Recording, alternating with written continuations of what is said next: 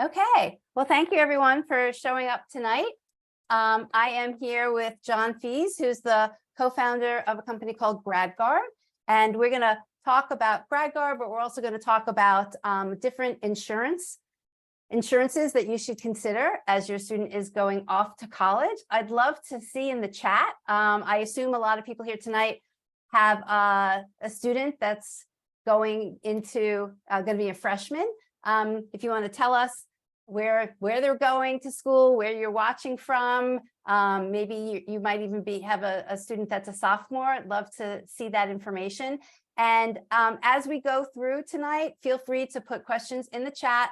I'll look them over. We're really just going to have a discussion with John so he can explain things that you should be aware of as a parent.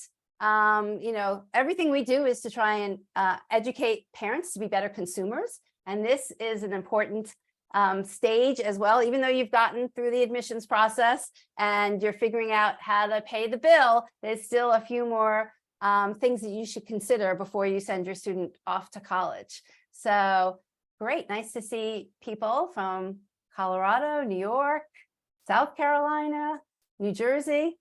Good. Nice mix. So welcome, John. I'd love if you kind of just tell people a little background on yourself and also kind of how you got involved with how you started GradGuard, how long ago, because when we weren't in college, I really didn't know about all these insurances, and they kind GradGuard wasn't a thing. Right. GradGuard wasn't a thing, and I paid. So everybody, nice to see you, and I love Debbie and Road to College.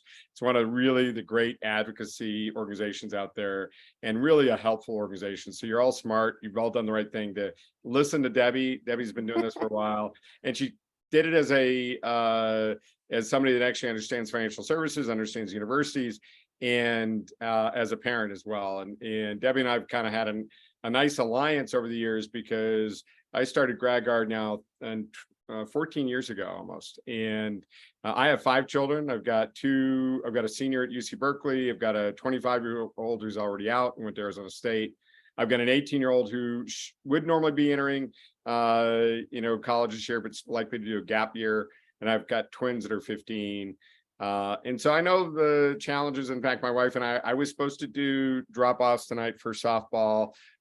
It's 120 degrees in Phoenix. I don't understand why we were playing softball tonight, but my wife is doing it. So, I've spent my life. I worked at Arizona State, and years ago I went to Arizona State, and I spent my life really at the intersection of kind of the problems that universities have had and the challenges that we see in society. And I'm really committed that education is one of the most transformative investments we can make for our families' lives and for our children's lives. But it was a lot easier when ASU charged $450 a semester. Right. In 1985, when I enrolled, and I could work my way through school. It wasn't a high stakes game the way universities are today. Arizona State per semester, they might try to correct me, but it's about $10,000 a semester for in-state today. And if you've got housing, that's another 15,000. So it's a high stakes game wherever you're going. And no matter if you're getting scholarships or other things, one thing that COVID revealed is that college is risky. College is risky for all of us. In a lot of times, as Debbie knows, it's a little bit like cruise ships, because everybody pays a different price when they go to college. These net price calculators and all the net price that everybody faces, it's all a little bit different depending where you go to school. But just like cruise companies, universities also don't give you your money back. If something happens on the way through that semester, your son or daughter gets sick, I would just love, honestly, if anybody puts in the chat, did you realize that? At some point, and John will talk a little bit about like the refund policies, but at some point, if your student has to withdraw, you do not get any of your money back for that semester. Yeah. We'll definitely talk through it. So my goal today, I kind of get carried away, is to make certain that, our mission is to help schools educate, which is promote financial literacy, and protect their students from the risks of college life. And the truth is, we're also excited about sending our kids off to their perfect school that they're so excited about, that we get so busy to kind of stop we're not stopping to recognize that our money's at risk. And our students are entering this next chapter frequently without the awareness they need of the risks that are surrounding them. But And to that point, like, I think we are, it's great. We should be happy. This is a happy time, you know, that you've gotten your child to this point and, you know, you're helping them transition. But what are some of the reasons why a student might have to withdraw? That, I mean, you've seen them all. Yeah, so the Gallup organization's probably done the best research on this. Gallup and Lumina has a study that describes the reasons why students don't persist, the reason why students, and I like to say stop out. But let me just give you a couple of before getting to the reasons. In 2021, 25% of the students who were enrolled in college did not re-enroll in a nonprofit four-year institution the second year. 1 in 4 students did not re-enroll. That's from the National Student Clearinghouse. In 2021, 113,000 students withdrew for legitimate medical reasons, 113,000. If they each lost $20,000, which might be in the low side, for housing, academic fees, and tuition, that's $1 billion problem, multi-billion dollar problem, $2 billion of losses.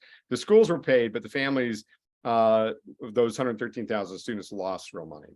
When you look at those 113,000 students that left, more than likely the number one reason will be mental health. We all know that with our own children that this generation is more clinically aware of how they feel at any given moment. My wife happens to be a clinical psychologist. We happen to use a lot of clinical terms. I'm anxious today. I'm stressed today. I'm a little depressed today. And, you know, all due respect, that's the culture we live in. But that is also what midterms are about. That's what finals are about. That's what life is about. There is stress we're all having to live through. But there are times where it's so severe and grief responses and the number of students that we know in my own family circles who've known children and other friends who have died from all types of accidents and injuries, accidental overdoses, and suicide. This has got compounding implications for this generation of students. And it may not be right, but it's likely that you will know a student in your circle of friends that will have to leave school due to a legitimate medical reason. Now, the other one is mono. 2% of kids get mono every year. 6% have a concussion. This is all from American College Health Association. There is real risk to the normal behaviors of young people. Accidents used to be the number one cause of death of young people. Today, unfortunately, it's suicide. And so tuition insurance provides a do-over when any of those bad things might happen, including the death of a parent. We can talk about life insurance later. I mean, I am licensed to sell insurance, but that's not, my goal here is to educate you about kind of what's happening in the world around the risks. And then I think just like any other consumer purchase, we should all be, as parents, buyer beware. We all need to take a posture of asking the same questions we ask around all other large purchases. You know, will I get a refund if something happens?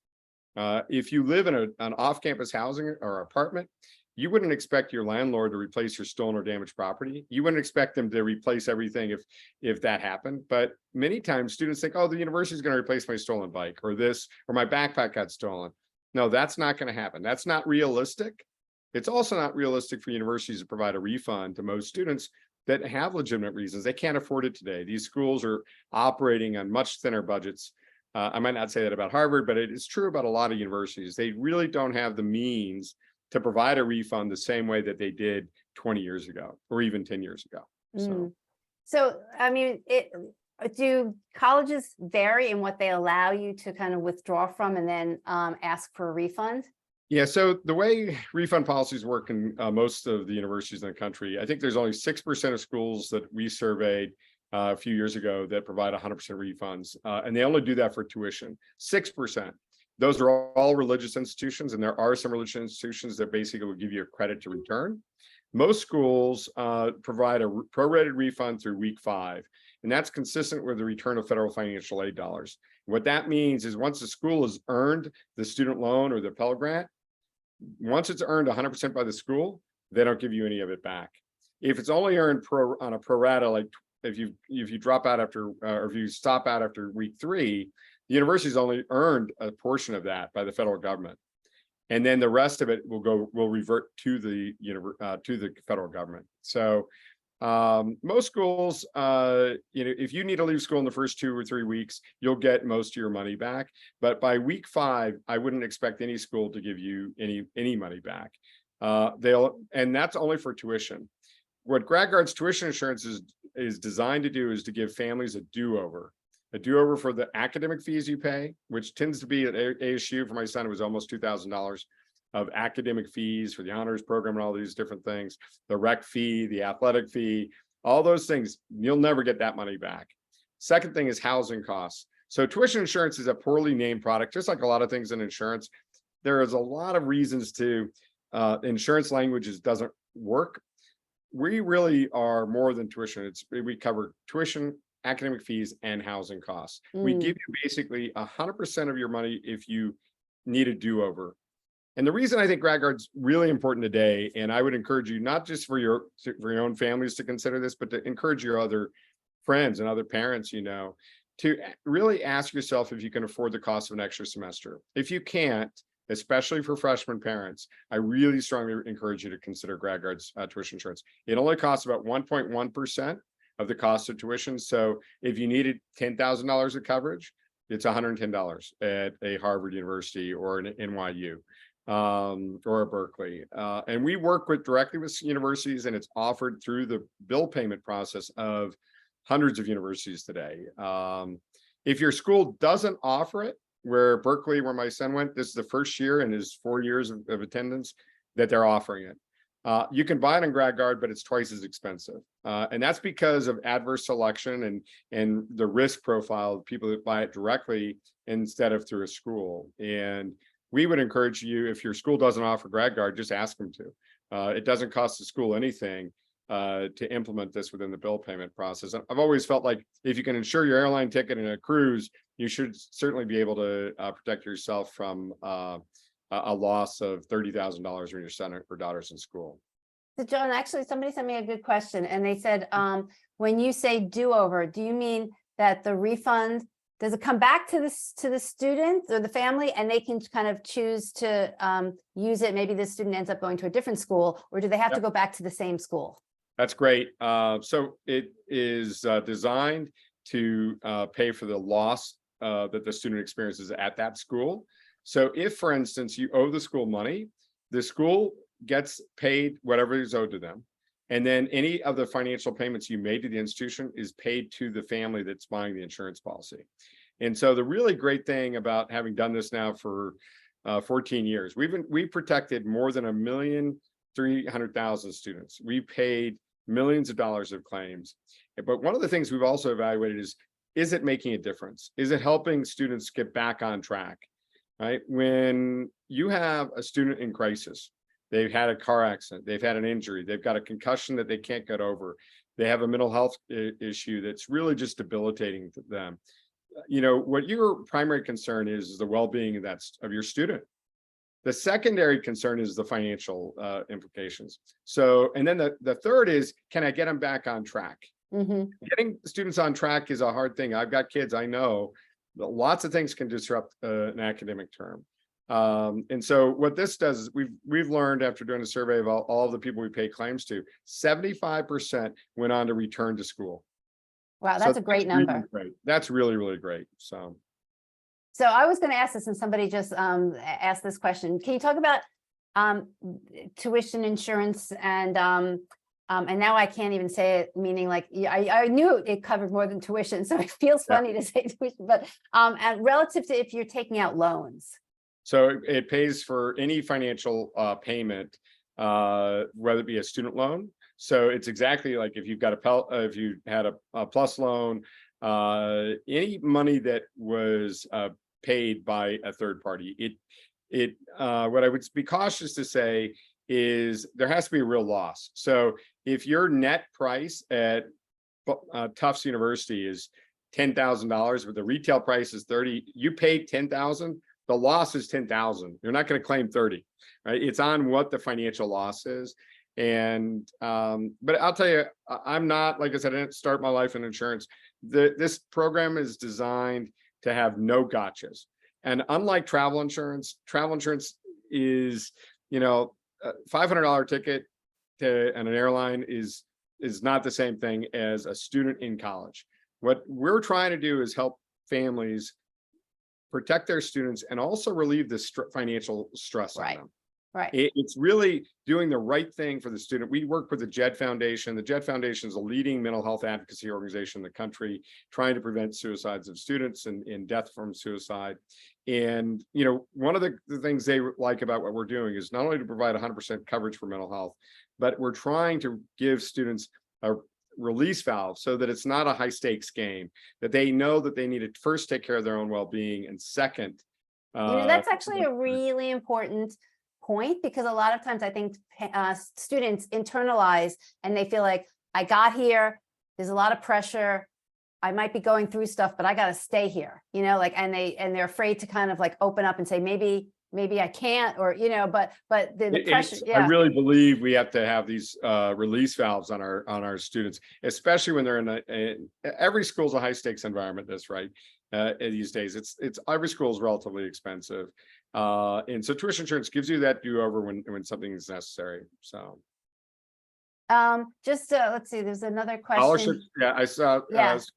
Any source of money is eligible because it's a financial loss, right? As long as it's been paid to the institution will see that as a loss. So it's just now the only thing we don't cover is health insurance. So if you're paying health insurance to your university or other insurance, like sometimes professional liability for a med student or something like that is required, you don't have a loss there. You've gotten the use of that health insurance policy and it's still in effect, so it's not a loss. Technically, your meal plan for the months you've used is not a loss. That's a little fuzzy area. We normally do a prorated thing on the meal plan, but the point is there's no gotchas in this. So can you talk a little bit about, somebody's asking about pre-existing physical and mental conditions? Yeah, good. This is important. I took 2 calls on this last week. So to give you some idea, our company, we're going to insure more than 300,000 families this year. We took 500 phone calls today, almost every day of the week, from families. We want to help them understand and make good decisions. Pre-existing conditions is one of the #1 questions we get. If you're well enough to start school and you have a pre-existing condition, say you're pregnant and you're an adult student, but you get complications, you need to leave school, you will have coverage. If you have a chronic illness, including mental health conditions, say bipolar disorder or something else that might be debilitating, like Crohn's disease, it is a useful thing to do is to get clearance from your doctor that you're well enough to start school. If you're buying our coverage, I recommend have a doctor's visit before you start school, making certain you verify that you're well enough. We pay claims for those types of conditions. And if you're well enough to start school and you need to leave due to a pre-existing condition, that's the measure we're going to use. The key for Allianz, who's the underwriting insurance company, is that they really want the doctor that signs off on the medical withdrawal, or the physician or the mental health professional, to basically say this is in the well-being of the student, that this is in the best interest of the student to withdraw. So somebody's asking, what about students with autism? And I guess that might be like, meaning that they might they think that they can handle it, but maybe they can't handle it as well as they thought they could. I can't speak specifically to autism. We typically I don't think of that as a mental health condition. I'm not certain. I know it's a DSM, it's a psychological definition.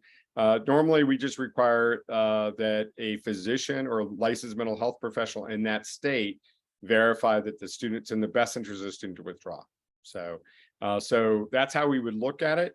I think that for your own confidence, it's really just good if you have underlying health conditions to get a physician's confirmation that he's well enough to start school. So that's kind of the key. That's the most useful thing. That way you'll have certainty instead of filing a claim and saying, oh, we don't have this evidence. It just makes it much easier for a claims adjuster.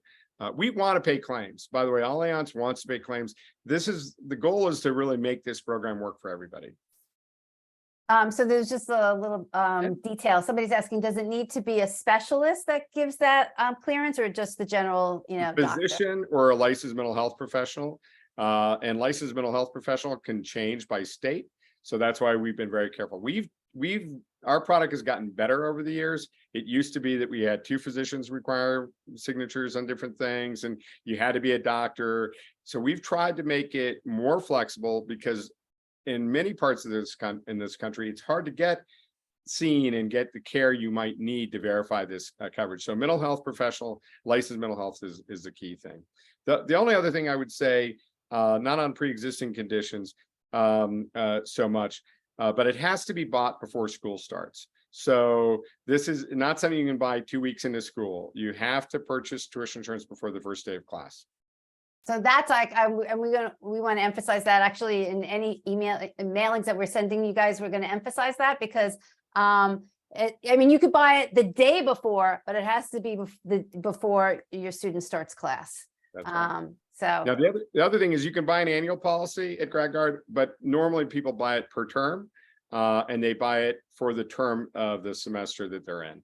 So somebody's asking, we discussed it, but what exactly do you insure? I had a student with mono, they didn't withdraw, but could have cost a lot of scholarship for missing the finals. So mono is a perfect example. It's highly variable in terms of how debilitating it can be. And like I said, 2% of kids get mono, much higher than any other population in the country, because they're all together, right? So it's if it was in the best interest of your student, and if you're all the way at the end of a semester, you might be better off taking an incomplete than withdrawing. But if it's also, but that's a calculus, that's a decision you need to make together with that child. At least you'll have the knowledge that you'll have the protection. If you have to take the semester over, you can do that. Some people say tuition insurance is not necessary, because if you can get to the end of the semester, get past, you might as well take an incomplete. If for my own children, I would probably work with them to evaluate where they are in that semester, and will an incomplete work, because incompletes still require work. And if they are not going to be well enough to do that work, then they're going to have compounded the problem for the next semester. So. And what about if your student goes and does like a study abroad program? Study abroad is, boy, these are good questions. And I'm not even on the phones anymore. I should have gone through our training this year. Study abroad is covered as long as the payment is made to United States accredited institutions. So we are, if the payments are being made to US accredited school, that's the key measure. If it's to University of London directly, we don't cover that. Okay, that's good to know, because sometimes the student can have a choice. Yes. Yeah, there are unique programs. I did a program at London School of Economics, but I went through to the original school. Yeah. So my recommendation is do it through a US school. Okay, so Kathy has also a particular question regarding the letter that you have to get from a doctor. Is that something that you need to submit to GradGuard? Like, during the claims process, claims form is very easy. There's 2 signatures required. One's from a physician saying that this is medically necessary. The second is from the university saying that the student received no academic credit. The loss has to be real. This is not dropout insurance. And I always tell people, this is not dropout insurance. This is not, I've gotten to the end of the semester, I'm failing everything, and I'm going to make up something. We expose ourselves to some risk. I mean, students can claim all types of things. We're counting on the best interests and best of people, basically saying, I've enrolled in college, it's like, and I want to finish the semester. So we've had fraud, we've had issues like that, but generally speaking, people want to complete the semester at the school they started. So what is, and I didn't ask you this earlier, but I saw it on your website, student life assistance. That's nice. We include something called student life assistance with all of our tuition insurance policies. And it's really meant, if you have a son or daughter, like my son's at Berkeley. Now, I'm not giving him a car in Berkeley for all types of reasons. He doesn't need it. But if you have a son or daughter away at school, you frequently have other needs when that son or daughter is in crisis. You might need help with emergency medical transportation to school. We won't pay for that, but we can arrange for it all through Allianz. Allianz Student Life Assistance is like a concierge level service that can help in these emergency situations. They also can connect you to resources. Say, for instance, you had a car away at Purdue and you need to get that car back. They can introduce you to the firms. Again, they don't pay for it, but they can help facilitate the return of student property, like a car, or even like your dorm room being cleaned out. So you So they're just kind of helping. I mean, those are just the headaches of having to deal with these other it's like a concierge service, but when you've got other things to deal with. Yeah. And oh, by the way, the school's saying you need to move out because your student's no longer here. You got lots of things to deal with at that same time. We're just trying to make it easy for families. Okay, so before we move on, just anything else that people should know about tuition insurance? I mean, somebody's asking, I know that we probably hit a little bit of a chord, just people wanting to really understand this. How do they ensure that they have all the documentation for, to say that there's, so somebody's asking, is there a specific form to verify that? It's just this letter. It's just something like, it's not as complicated as getting clearance to play high school sports, right? High school sports, you got to get like 4 pages signed. It's not as hard as that. My recommendation is just ask for a letter, especially that you're basically saying we're looking for verification that our son or daughter is well enough to start. I mean, a lot of kids, I know my own kids, I made them had checkups before they went, they started school. So it's just at that checkup, you can get something written. Yeah. So the only other thing I'd say is many schools, we work with 500 universities, but many schools do not offer. My own alma mater, Arizona State, still does not offer tuition insurance. U of A doesn't. Michigan State does. I go through lots of schools. If your son or daughter is going to those schools, ask them to offer GradGuard and you'll get a better deal. You can still go to gradguard.com and buy it, but it's better if the school offers it because that way they're cooperating with it and we're making certain every student has the opportunity to protect themselves. The only reason this works is we work with NYU to Iowa to UC Berkeley. It's the spread of risk that makes insurance work. And we're the only company in the country that protects students nationwide. That makes sense. And it's very hard to do this. It's been a passion project. It shouldn't be a thing. Cost of college shouldn't be as high as it is either. But that's the way the world we live in today. It's very different than 1985 when I started college. So just to confirm, so if the school offers it, how will people know? They might get a mailing. It might kind of come through on their on the bill itself as an option. Yeah, we have one competitor that also will do an opt-out program. We don't do opt-outs. We basically, it's part of the billing process at most schools that we work with, that basically their student is told the university is not going to provide 100% refunds after week 5, but GradGuard can. And then just immediately in that process, just like travel insurance, you can say yes. Simultaneously, we will bill whatever payment you're using, an EFT or however you're paying the school, we'll charge you directly. If you change your mind and need to go to a different school, you can reissue the policy or cancel the policy and get a complete refund. You can always quote me, call and ask me if you felt like you're misled. I don't believe we've got a great reputation. I think we're doing a good job for our families. So. This is just a detail. Somebody asked earlier, can they use 529 money to pay for the insurance? Yes. Well, I don't know why they can't. I don't know how easy it is to do. My experience in paying, it's in paying for health insurance or other things. You can use student loans for it. So I don't know why it wouldn't be eligible for it. So I've never tried to use my own 529 plans to do it, but yeah, I mean, I think you can. So. Okay. It's not part of the bill of the institution. The way we do it, it is a simultaneous charge, just like travel insurance when you go on a flight with American Airlines. Great. Okay. So, so tell us about the other insurance that, and there's a few different ones that both GradGuard offers, and maybe just other insurances that you feel that people should think about again as they're going off to college. Insurance is just one remedy, right? I hate to talk about insurance really, because really I think the most point is that there are risks around going to college you don't think of. So let's just talk about housing. So there are 3 million students that live in dorms or student housing, as they like to call them, residence halls. 3 million students, and they're on average every year reported in the Clery Act over the last decade, 1,700 fires. Again, when I went to I ASU, I had vinyl records. I had no electronics, no computer. Most backpacks have $3,000 of books and electronics in it. Mhm.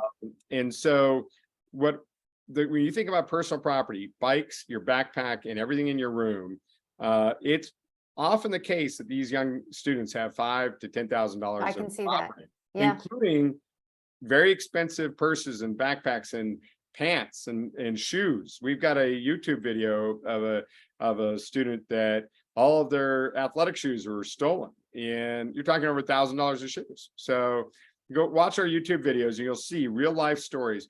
Also, when those things are stolen or damaged, you need property protection, and renter's insurance from GradGuard is designed exactly that way. And the reason I like to promote our program is it was designed with universities in mind. There's no gotchas. The classic two gotchas, and there's a lot of people that will promote other forms of insurance.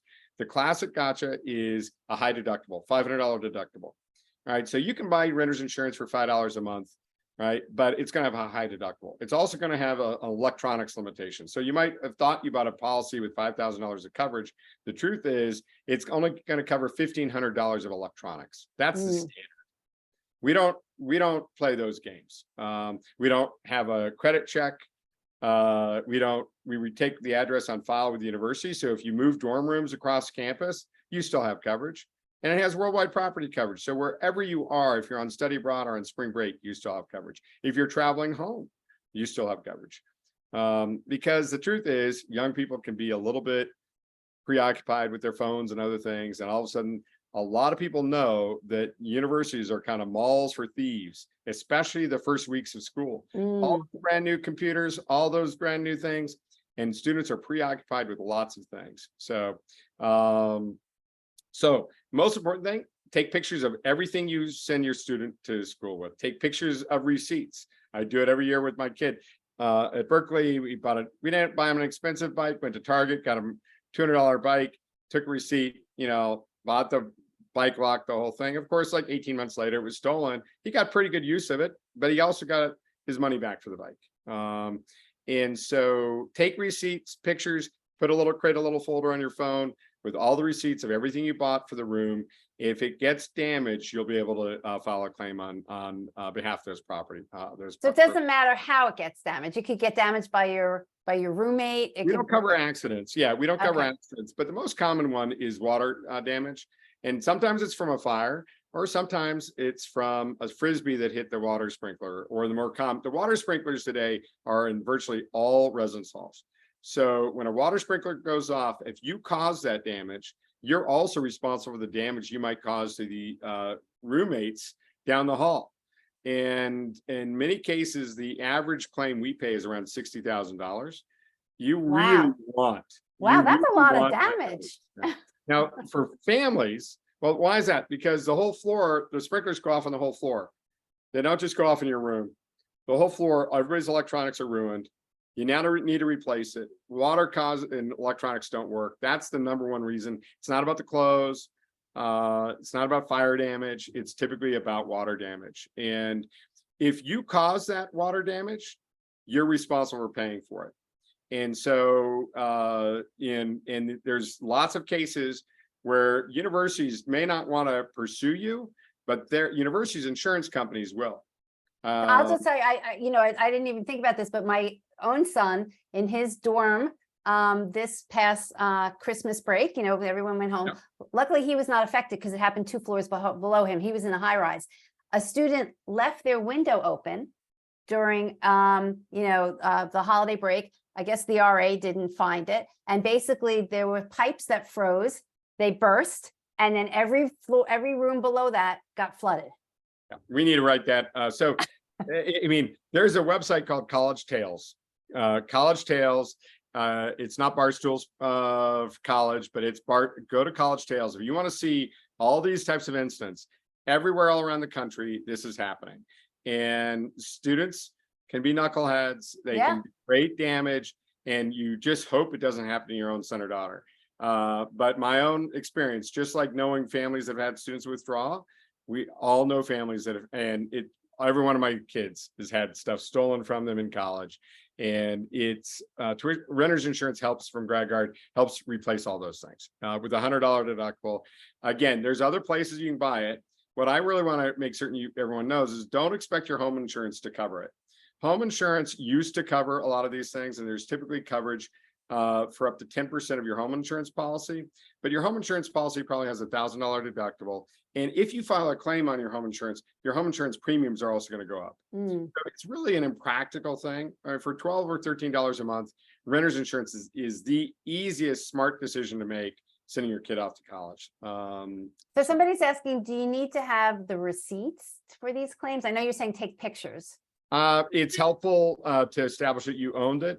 So frequently you can't just say you owned a computer for a $2,000 computer. Now, fortunately, our claims administration team, they can tie directly into the Apple database and other databases, but absolutely just take pictures of the receipts you have for your high price things. Books, books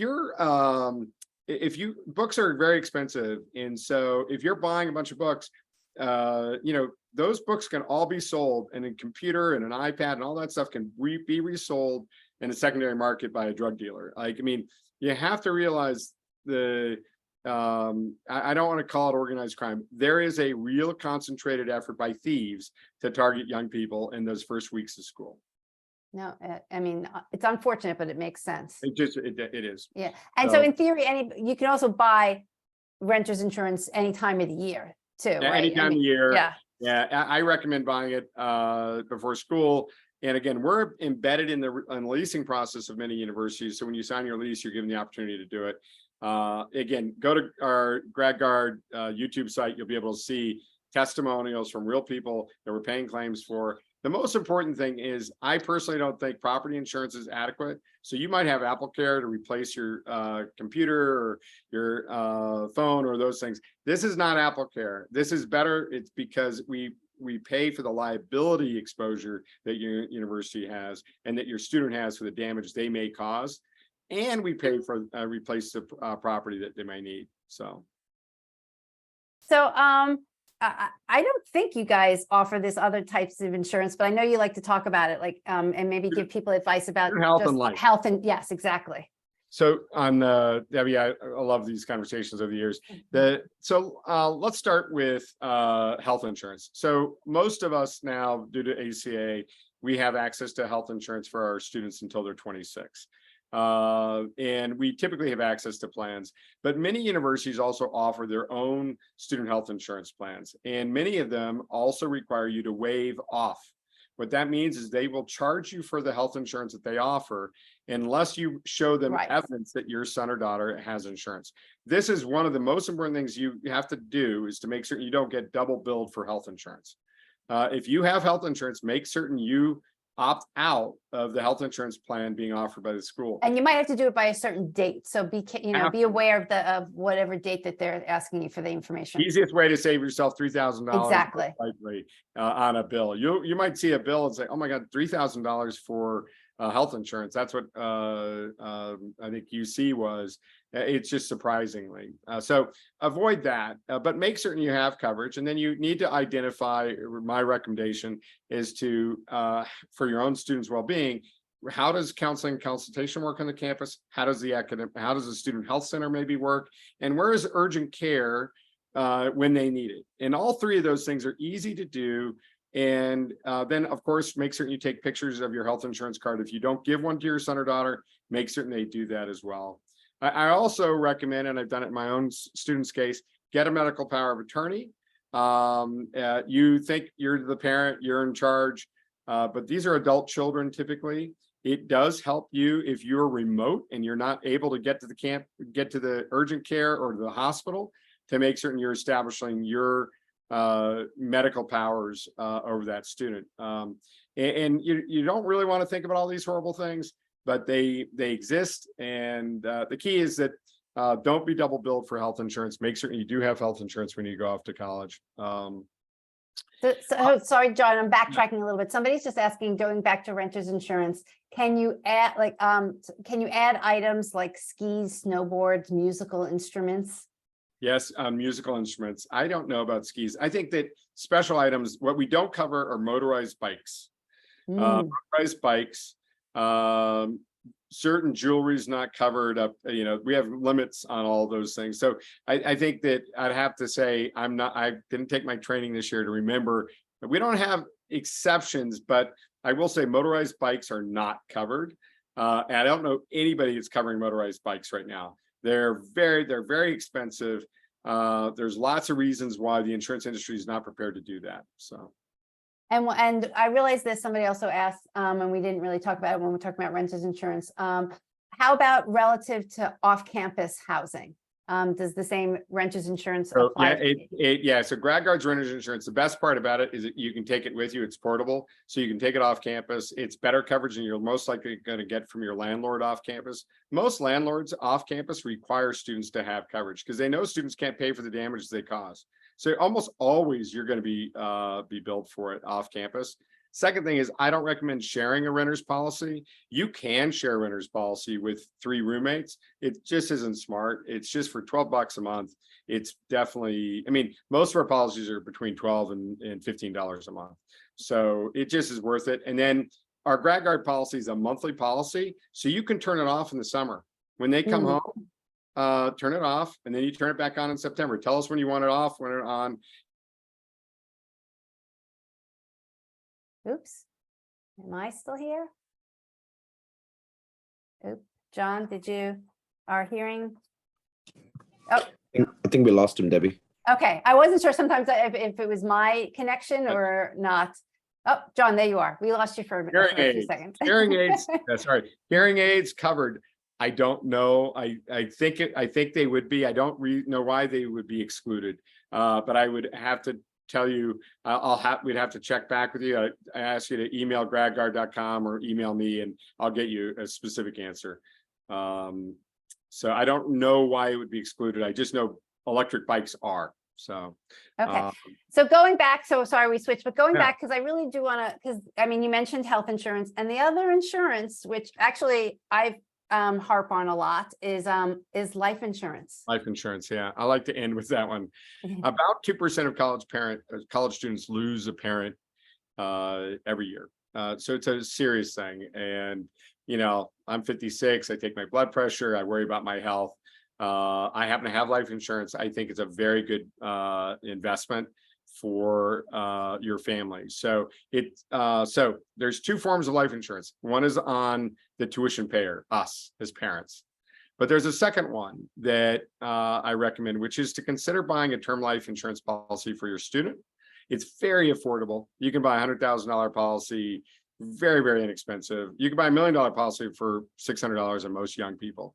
The reason that's necessary, and I think it's important, is if you're investing in a private student loan, if you're a co-borrower for a private student loan, you may still be responsible for repaying that student loan, even in the case of the death of your son or daughter. That's a horrible thing to think about. But it's like mortgage insurance. You still have to pay your mortgage, even if you die. And that's the first time I ever bought life insurance.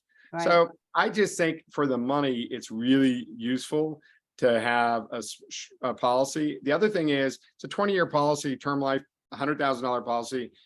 Get it while the students are healthy, and it will pay dividends for them the rest of their lives.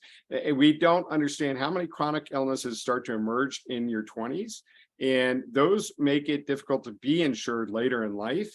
So it's just a good, if you can afford it, it's really worth doing. And if you're paying for school with loans, I strongly recommend it. If you're paying for it.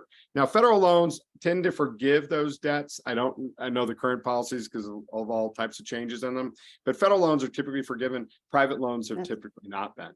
I agree. And I just want to kind of reiterate about life insurance on the parents. I think a lot of people think, oh, my child's 18, they're going off to college. I don't need to keep my life insurance, but I have honestly seen personal friends, unfortunately, where a parent has died suddenly, and they might have been the main breadwinner, and then all of a sudden the student who is already in college, it's at risk whether or not the family can continue to afford to pay for college. It used to be, I would say 20 and 30 years ago, schools would do a lot to help that family and that student to go through that. Universities do not have the liquidity the same way they did. they don't have the same flexibility to follow through the way they might want to. It's not that the financial aid office doesn't want to help. They really don't have the same resources or the flexibility. Universities are suffering through inflation, through the inability for a lot of other problems of operating their schools post-COVID. They even though it's expensive, they have a lot of fixed costs to maintain, and they just don't have the flexibility to do what they might want to. Right. So just honestly, the easy thing is just keep your life insurance in place. Keep it in until, place. right. Don't cancel it. Yeah, don't definitely. cancel it until your student graduates. That's exactly. So thank you, John. I mean, I didn't want to, hopefully we didn't scare people, but this Well, is a certainly, happy I time. don't want to scare people. I mean, that's certainly not my intent. I want to make certain people understand that we're committed to your success as families and your students. There's lots of ways to make money in the world.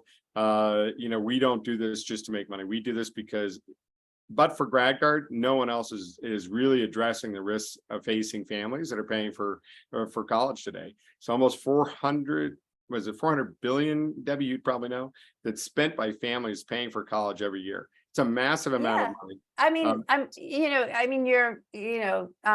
don't want to call it a tagline, but I think, this has become a big investment. It's not just helping your child go to college. This is, for a lot of families, the largest kind of purchase that they're making, even sometimes larger than their home. So absolutely. Yeah. And by the way, I would ask you if GradGuard, I saw a question come up. If GradGuard is not offered at your school, ask them to. Ask them an orientation. We want to work with every school in the country. Frequently the objection schools have to working with us is we don't pay them, but we're not going to pay schools to offer these programs. Our goal is to keep the costs as low as possible for families so they can afford this coverage. Our prices have gone down since we started. That's the key. The more schools, I guess the more that you can cover, the better spread of risk it is. And that's really the key, is to get every school in this country. And our mission is really to make certain every family has the same opportunity to protect themselves that the same students do at any school. Tuition insurance used to be something that only elite schools offered. Harvard offered it, but Arizona State didn't, right? And so I want every school to be able to offer this, and every student in this country to have that opportunity. So what's kind of the general rule of thumb? Like, if I'm paying $50,000 in tuition, how much would that cost for schools like an insurance? NYU that's working with us? It's typically 1.1%. So yeah, it'd be $550 for $50,000 of coverage.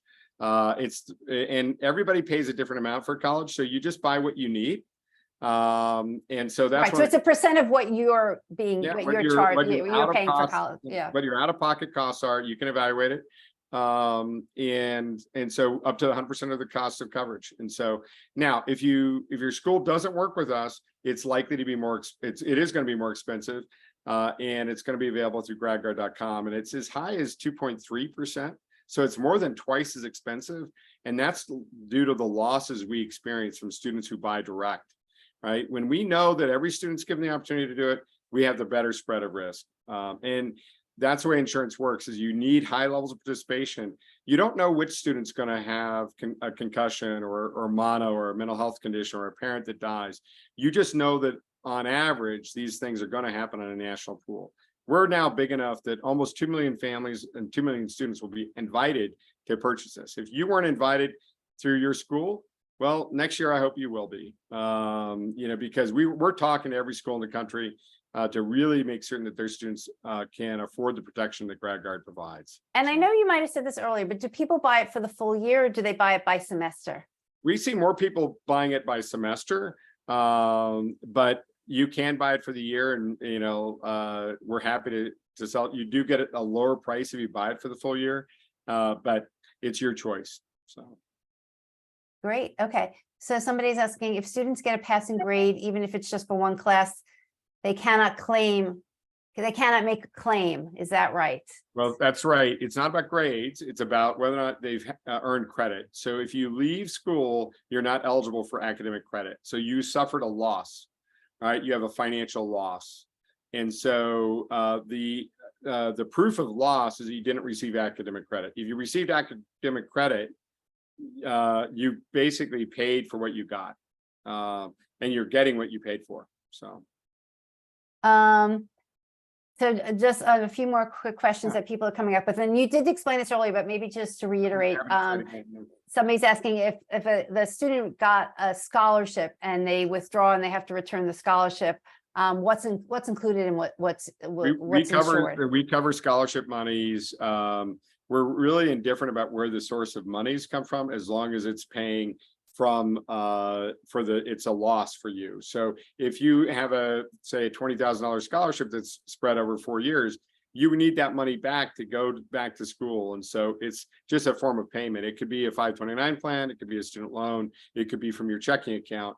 That payment that you is creating a loss for you. So that's how we're dealing with it. So Here's a question. Yeah. My son's school says we should have contacted them by July 11th, but the bill isn't due until July 12th. I'm sorry, August 12th. The bill is due August 12th. They're saying that the school they needed to contact them by July 11th. That doesn't sound right?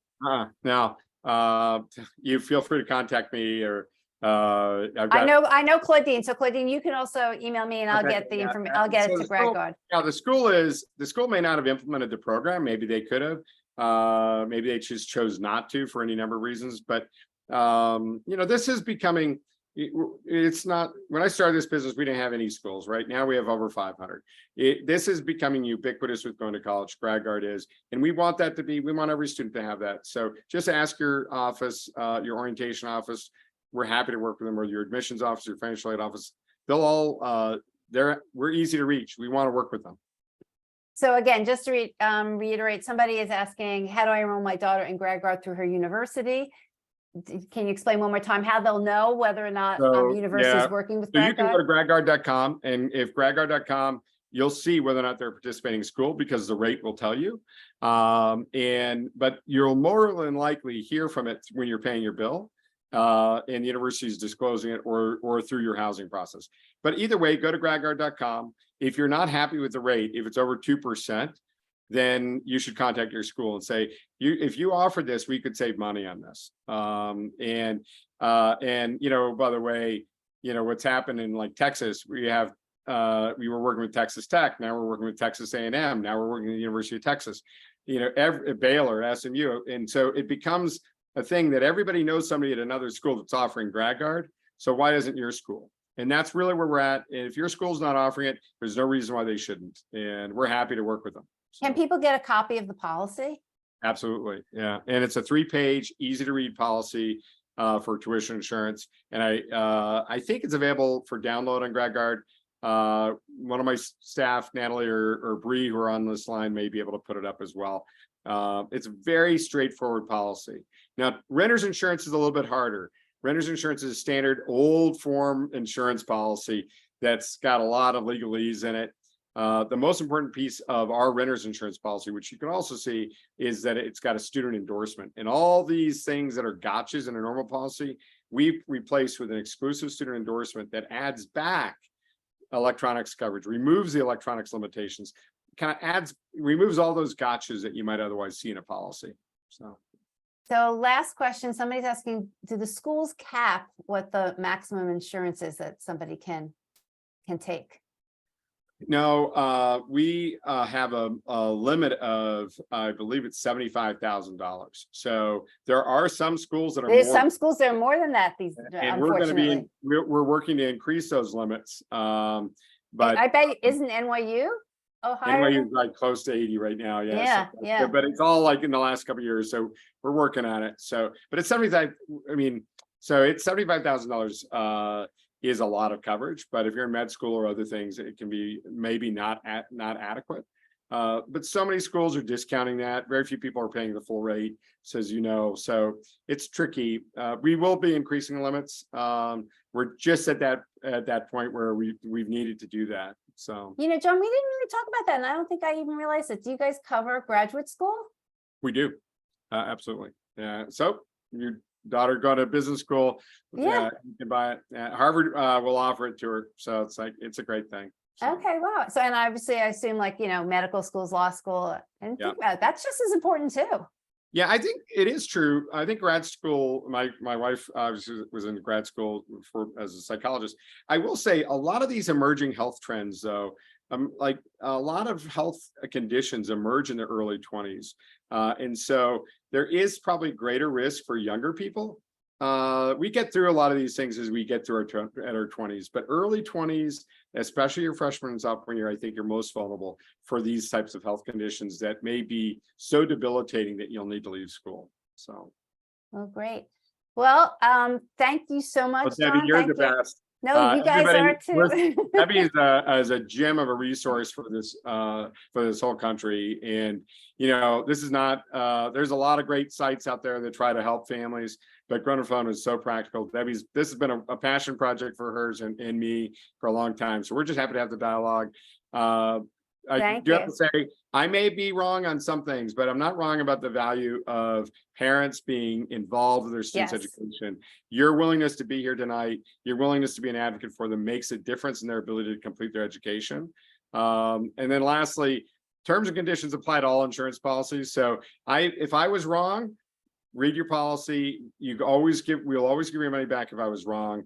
If I misspoke tonight, it's always subject to the how you might read the policy. So. And hopefully you guys learned something. You know what to look for. To look for the insurance, the tuition insurance, and hopefully it's coming from GradGuard. If there is no tuition insurance, now you can go to the GradGuard site. You can ask the college to use them, and you're also aware of all the other insurances that you should consider.